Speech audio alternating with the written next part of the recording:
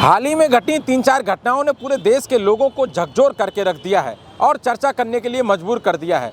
विश्व स्तर पर जिस तरीके से भारत की फजीहत हुई है उसकी हम कल्पना भी नहीं कर सकते। देहरादून में अंजल चकमा की कथित तौर पर पीट पीट कर हत्या कर दी जाती है नस्लीय आधार पर।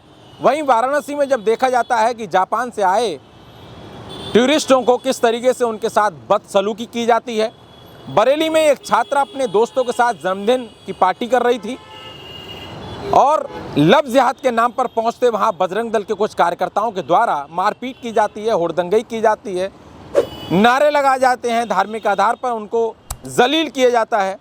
ये तमाम जो घटनाएं हुई हैं उस पर हम चर्चा करने जा रहे हैं। मेरे पीछे आप देख पा रहे होंगे कि ज्योतिबा फूले की प्रतिमा लगी हुई है। मैं यहाँ पर क्यों खड़ा हुआ हूँ इसका कारण है, आज जिस तरीके से पूरे देश में देखा जाता है कि धार्मिक आधार पर, जातीय आधार पर, नस्लीय आधार पर लोगों को पीट पीट कर कथित तौर पे उनकी हत्या कर दी जाती है। देहरादून में जिस तरीके से अंजल चकमा को पीट पीट कर लोगों ने मार डाला, मैं उसको क्या ही कहूँ। वो आखिरी सांस तक इस बात को कहता रहा कि मैं भारतीय हूँ, लेकिन शर्म नहीं आई उन लोगों को कि कड़ा निकाल करके चाकुओं से जिस तरीके से पोस्टमार्टम में और जिस तरीके से अंजल चकमा के शरीर पे देखा गया कि कड़ा निकाल करके उसको मारा गया, पीटा गया। उसके भाई के बयान में ये सामने आया है। वो कहता रहा कि मैं भारतीय हूं, मैं चीनी नहीं हूं, लेकिन नस्लीय आधार पर अंजल चकमा की कथित तौर पर पीट पीट कर हत्या कर दी गई, केवल नस्लीय आधार पर। और वो इस बात को कहता रहा कि मैं भारतीय हूं आखिरी सांस तक। उसके जो लफ्ज़ हैं, 17 दिन के बाद एक अस्पताल में उसने अपनी ज़िंदगी से हार मान ली और दम तोड़ दिया।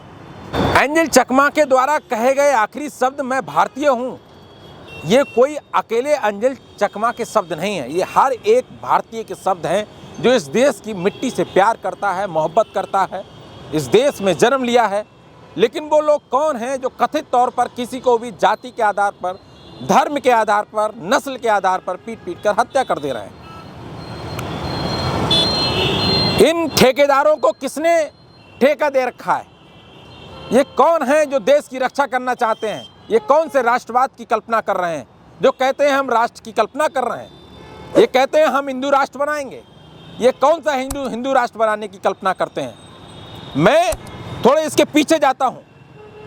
नेहरू का अगर आप राष्ट्रवाद पढ़ेंगे, अंबेडकर का राष्ट्रवाद पढ़ेंगे, या फिर रविंद्रनाथ टैगोर का राष्ट्रवाद पढ़ेंगे, गांधी का राष्ट्रवाद, किसी का भी राष्ट्रवाद पढ़ लीजिए, ये जो कथित हिंदुत्ववादी जो लगातार लोगों के ऊपर हमला करते हैं, इनको राष्ट्रवाद का रा भी नहीं पता है साथियों। डॉक्टर अंबेडकर राष्ट्रवाद की परिभाषा देते हुए कहते हैं कि जिस देश में नस्ल के आधार पर, जाति के आधार पर, धर्म के आधार पर भेदभाव हो, वो राष्ट्र नहीं हो सकता। वही बात गांधी, नेहरू अपने अपने राष्ट्रवाद में, अपनी अपनी राष्ट्रवाद की परिभाषा में कहते नजर आते हैं। समता मूलक समाज की कल्पना करते हैं।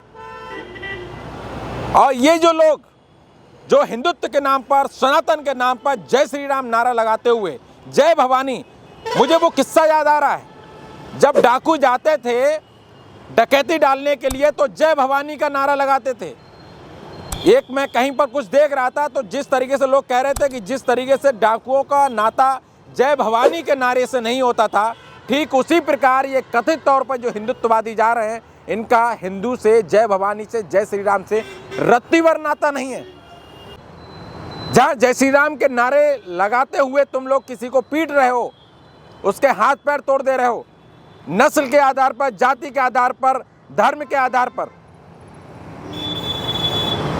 क्या आज नेहरू, गांधी, अंबेडकर, ज्योतिबा फूले, फातिमा शेख, सावित्रीबाई फूले, तमाम जो महापुरुष हुए जिन्होंने इस देश के समाज की एक नींव रखी, आज वो लोग क्या सोच रहे होंगे कि जिस देश के लोगों के लिए उन्होंने लड़ाइयाँ लड़ी, कुर्बानियाँ दी, जेलों में ब्रिटिश शासन काल के बंद रहे, नेहरू 14 साल इस देश के लिए बंद रहे और लड़ाई लड़ी, गांधी, अंबेडकर जिन्होंने दुनिया की बड़ी से बड़ी यूनिवर्सिटी में पढ़ाई करके इस देश का संविधान लिखा, भगत सिंह जो 23 साल की उम्र में फांसी के फंदे पर लटक गए, इस देश के लिए।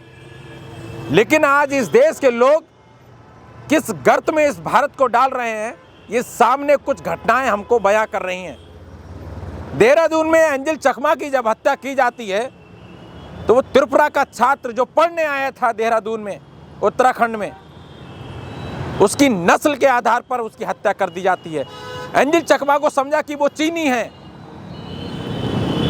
सवाल यहां पर भी उठता है, तो क्या कोई चीनी होता तो क्या उसकी हत्या कर दी जाती?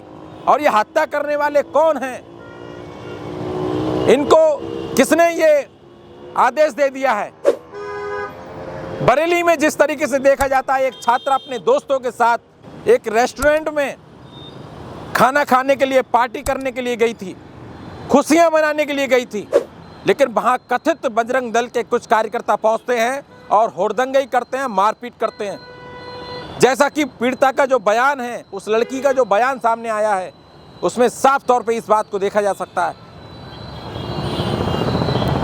अगर पुलिस ढंग से कार्रवाई कर दे इन लोगों पे तो कोई घटना नहीं घटेगी, लेकिन पुलिस कार्रवाई तो करती है। 2-3 दिन बाद एंजल चकमा की जब हत्या हुई तो उसकी FIR 2-3 दिन बाद लिखी गई, जैसा कि पिता का आरोप है। पिता का साफ कहना है, और पिता BSF में एक कांस्टेबल के पद पर तैनात हैं, हेड कांस्टेबल के पद पर तैनात हैं। जिसका पिता इस देश के लिए BSF में सेवा दे रहा हो, उसके बच्चे को कथित तौर पर पीट पीट कर मार दिया जाता है साथियों। लेकिन सबसे बड़ी बात यह है कि इस देश के जितने भी महापुरुष हुए, जिन्होंने समता की बात की, बंधुत्व की बात की, और इस समाज की नींव रखी, भारत की नींव रखी कि एक अच्छा समाज बनेगा, अच्छा समाज से ही राष्ट्र बनता है। लेकिन जब समाज अच्छा नहीं होगा तो राष्ट्र कैसे बनेगा? आप समाज में जिस तरीके से भेदभाव की भावना फैला रहे हैं, कट्टरता की भावना फैला रहे हैं, धर्म के नाम पर, जाति के नाम पर, नस्ल के नाम पर, रंग के नाम पर, ये कैसे राष्ट्र बनेगा? क्या इसी राष्ट्रवाद की कल्पना की होगी तमाम महापुरुषों ने? बिल्कुल भी नहीं। इस कट्टरता को, इस जहालियत को, इस जहर को रोका जाना चाहिए। जितनी जल्दी हो सके ऐसे लोगों पे तत्काल कार्रवाई की जानी चाहिए जो इस तरीके से नस्लीय आधार पर, धार्मिक आधार पर, जातीय आधार पर लोगों को मार रहे हैं, पीट रहे हैं, हत्याएं कर रहे हैं, हमला कर रहे हैं, तोड़फोड़ कर रहे हैं। ऐसे लोगों पर जल्द से जल्द कार्रवाई होनी चाहिए। आप क्या कुछ सोचते हैं? कमेंट बॉक्स के माध्यम से अपनी प्रतिक्रिया ज़रूर दें। बहुत शुक्रिया।